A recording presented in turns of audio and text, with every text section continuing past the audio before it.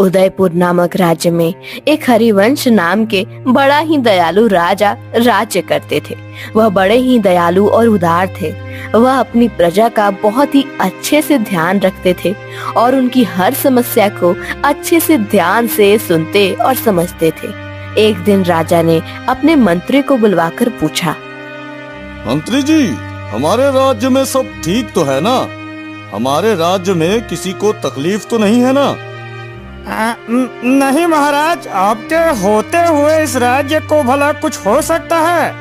हमारे राज्य में सब कुशल मंगल है। हाँ, मैं मेरे राज्य में ऐसा ही चाहता हूँ कि सब लोग कुशल मंगल रह रहे हों। फिर भी मुझे तसल्ली के लिए एक बार जाकर देखना ही होगा कि सब ठीक तो है।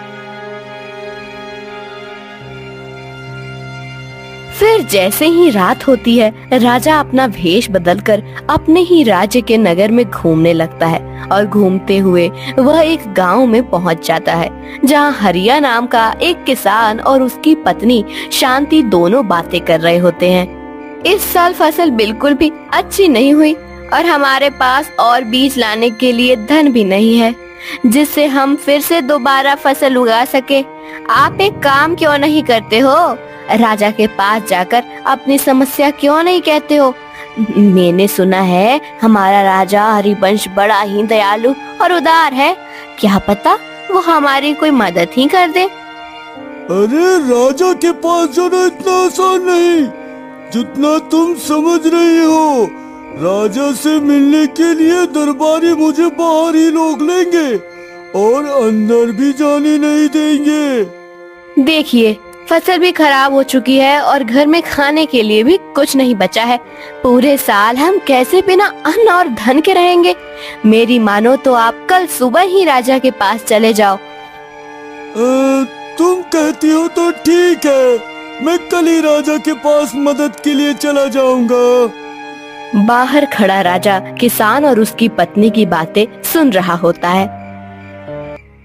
हमारे राज्य में फसल खराब होने के कारण सभी किसान दुखी हैं और मुझे इसकी भनक तक नहीं। फिर राजा अपने महल चला जाता है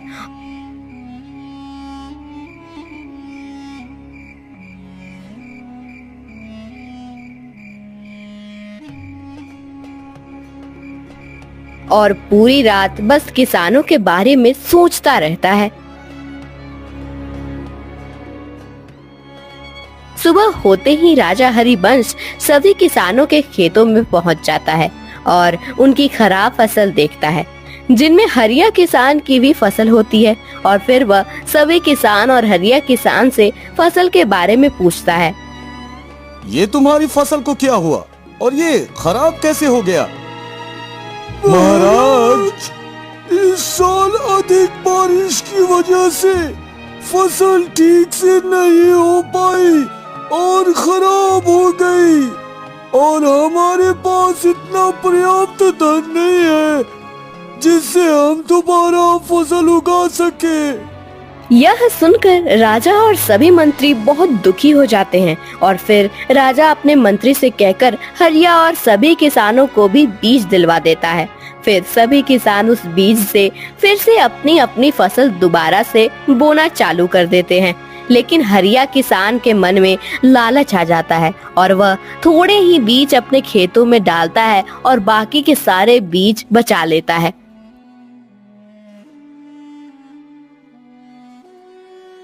आप जो कह रहे हो वो ठीक नहीं है। राजा ने बीज हमारी मदद के लिए दिए हैं जिससे हम अपनी फसल दोबारा से उगा सके, और आप हैं कि थोड़े से ही बीज से फसल उगाकर सारे बीज बचाकर रख लिए। अरे बेवकूफ, राजा बड़ा ही दयालु है और जब वो हमारी खराब फसल देखेगा तो वो हमें फिर से बीज दे देगा और हम फिर से फसल उगा लेंगे।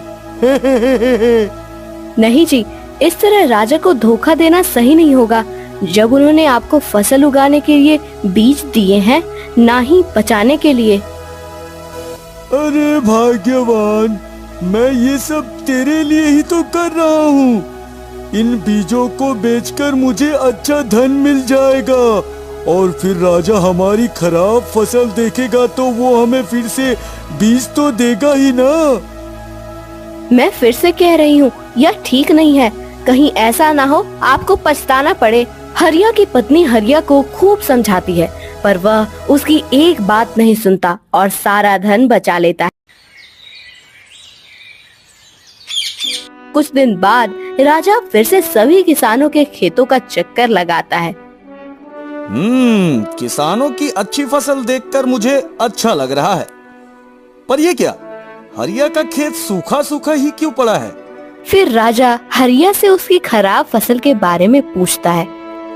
महाराज, आपने जो बीज मुझे खेतों में उगाने के लिए दिए थे वो ना जाने कहाँ गायब हो गए और मेरे पास इतना धन भी नहीं था जिससे मैं दोबारा फसल उगा सकूं।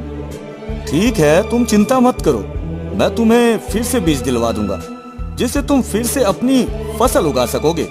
यह सुनकर हरिया बड़ा ही खुश होता है।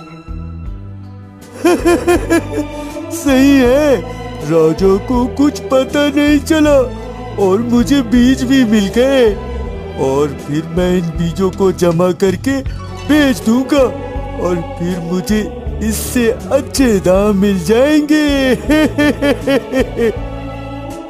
फिर राजा अपने मंत्री से कहकर हरिया को फिर से बीज दिलवाता है और हरिया फिर से उसमें से बीज बचा लेता है और थोड़े से बीज ही अपने खेतों में बोने के लिए डालता है। कुछ दिनों बाद राजा फिर से सभी किसानों के खेत का चक्कर लगाने आते हैं तो वह फिर से हरिया की खराब फसल देखता है। अरे ये क्या, इस बार भी हरिया की फसल खराब है, पर कैसे?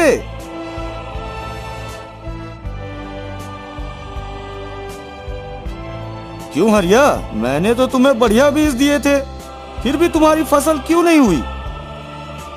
महाराज, इस बार भी जो आपने बीज दिए थे वो ना जाने कहाँ गायब हो गए। अच्छा, हर बार बीज खराब तो नहीं हो सकते, जरूर दाल में कुछ काला है, मुझे पता लगाना होगा। हाँ। फिर राजा हरिया को इस बार बीज के बदले धन देता है। अच्छा, ठीक है, ये धन की पोटली है, इससे तुम बीज खरीदकर अपने खेतों में फसल उगाना और हाँ, इस पोटली को कल सुबह ही खोलकर देखना। जी महाराज, जी महाराज। इस बार राजा ने मुझे बीज के बदले धन ही दे दिया, ये तो बड़ी ही अच्छी बात है। अब मुझे बीज बेचने की जरूरत ही नहीं पड़ेगी। हाँ। फिर हरिया खुशी खुशी घर चला जाता है और जाकर पोटली को एक जगह रख देता है और फिर सोने चला जाता है। और फिर जैसे ही रात होती है तो उस पोटली को काटकर चूहे निकलते हैं, क्योंकि राजा ने उस पोटली में चूहे रख दिए थे। वो चूहे हरिया के सारे जमा किए हुए बीज खा जाते हैं।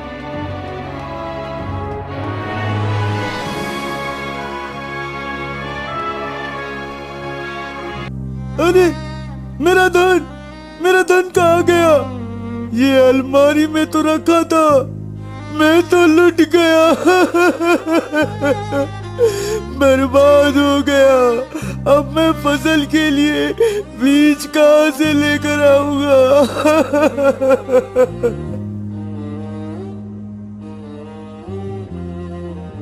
मैंने पहले ही कहा था कि यह सब मत करो, अब भुगतो।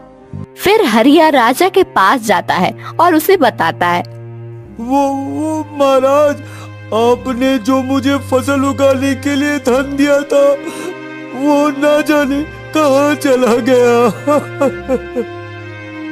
क्या कह रहे हो? ऐसा कैसे हो सकता है? हाँ महाराज, मैं सही कह रहा हूँ महाराज। हो सकता है वो धन भी बीज की तरह गायब हो गया हो। हाँ। नहीं महाराज, धन कैसे गायब हो सकता है? क्यों? जब बीज गायब हो सकते हैं तो धन भी तो गायब हो सकता है ना। यह सुनते ही हरिया को सब समझ आ जाता है। तभी राजा हरिया को बंदी बनाने के लिए कहता है। नहीं महाराज, माफी महाराज, माफी, मुझे माफ कर दीजिए महाराज, मैं लालच में अंधा हो गया था। फिर राजा हरिया के बहुत माफी मांगने पर उसे माफ कर देता है और साथ में उसे सजा भी देता है। अब सुन हरिया, अगले 2 साल तक मुझे राजकोष को अपनी फसल का आधा हिस्सा देना होगा तुझे, समझे ना? इस तरह हरिया को उसके किए की सजा मिल जाती है और उसे सबक भी।